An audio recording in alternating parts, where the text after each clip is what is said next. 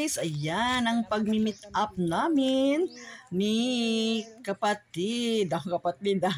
Merl Stani Vlog. Yan, napaka-pretty ni Merl. Ang puti, ang kinis, guys.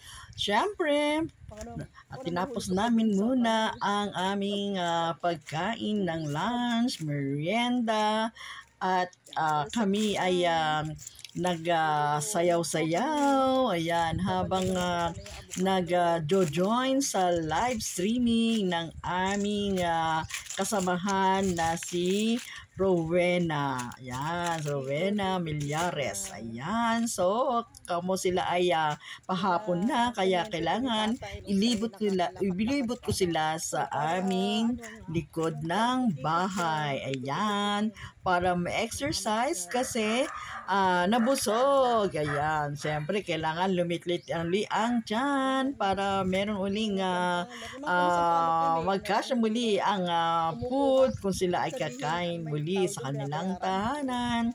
Of course, kasama niya dito ang kanyang beautiful daughter. Ayan. So, ayan, ligid-ligid lang kami dito, guys, sa aming likod bahay na kung saan may mga puno. Ayan, puno ng mahogany, ng ating mangga, ng santol, ng avocado, ng mga bayabas, mga saging. Ayan, nakita nyo guys, ang saging. At sa bandang unahan ay may puno kami ng malunggay na kung saan kung kami ay nagtetinolang manok o ano man dapat gamitin para doon sa malunggay ay madali namin kaming makakuha at hindi na kailangan pilhin. Ayan. Syempre meron din kami dyan na ampalaya para kung nagsawa ka sa malunggay paglagay sa tinolang manok. So, yung aming nilalagay ay dahon ng ampalaya. Yan yung guys. Ayan sila. Ayan. Ewan ko kung anong hinahanap ni Merl. Merl, wala ka dyan mahanap na jowa. Ayan. Kaya hindi. Nag-vlog din yan. Sinasabayan namin syempre ng vlog, mga contents para kami ay makapag-premiere, promotion. Ayan. Kasama ng meet up ang paggagawa ng content. Ayan. Marami siyang nagawang content kasi siya na lang ang hinayaan ko na mag-record. Ako, ito lang yung akin ni-record. Ayan. Sila ay makarating dyan sa aming likod ng bahay. Yung aming malaking bakuran na kung saan yan ay malamig ang ating ang panahon diyan kapag kasi napapaligiran, natatakpan ng mga sanga-sanga ng puno na yan. Ayan. So, salamat Merl Stani Vlog sa iyong pagdalaw, pagpunta sa aming tahanan dyan sa Dumpay, Pangasinan. Kasi, you know guys, kasi si Merl ay malapit lang sa amin, sa Kalasyaw, Pangasinan. It's about 30 seconds lang by tricycle. Sila nakarating sa amin. Kaya napakadali guys.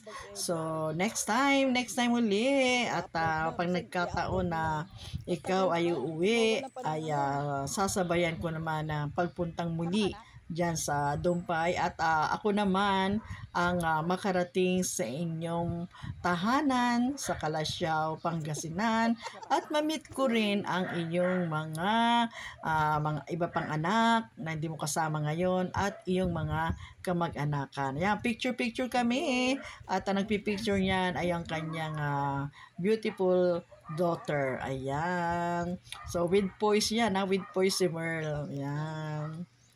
Right, so malapit na kaming makarating doon sa pinaka main gate ng aming compound. Ayan, mamaya-maya para may kukunin pa yata siya dyan, malunggay at iuwi niya at magtetinola siya. Ayan, magtetinola manok or iuwi niya sa Hong Kong. Ayan.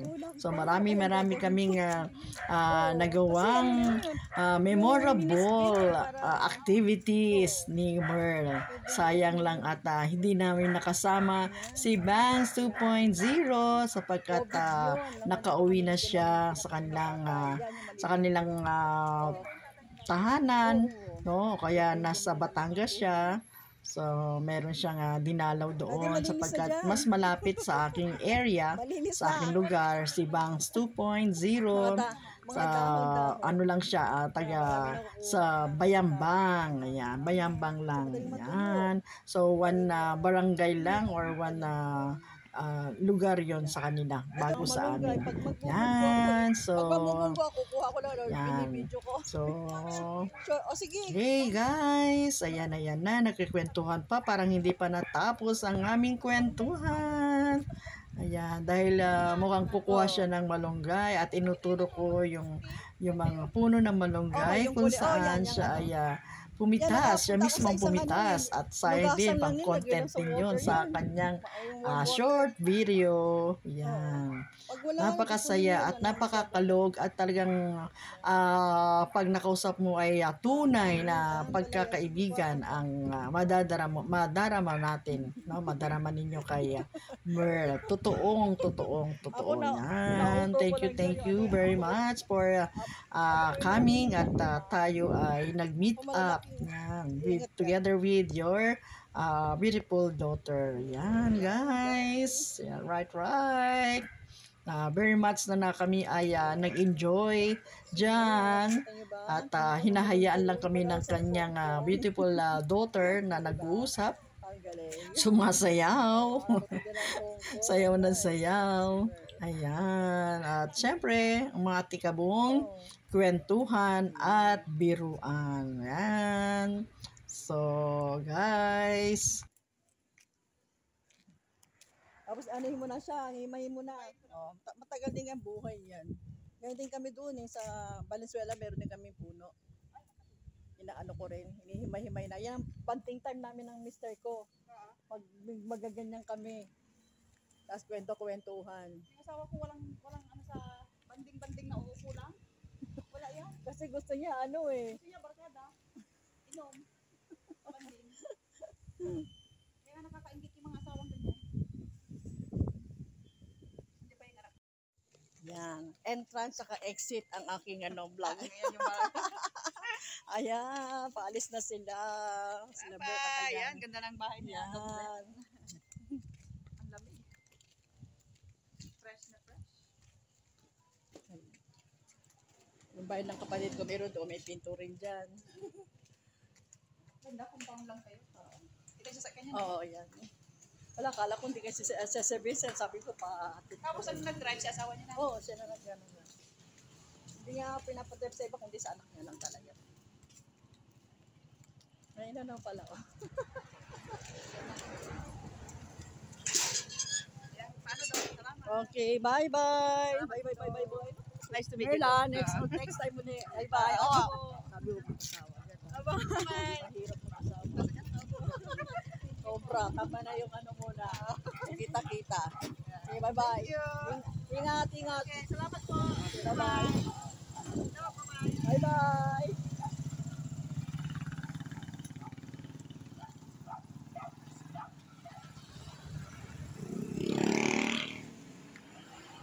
Alis na sila. Bye-bye na sa kanila. God bless. Alright, so bye-bye. Ayan, thank you for watching guys. Thank you. Bye-bye. Ayan, kasi bukas punta na sila ng Manila. Si Merl at ang kanyang panganay na anak. Bye-bye and God bless. Bye-bye.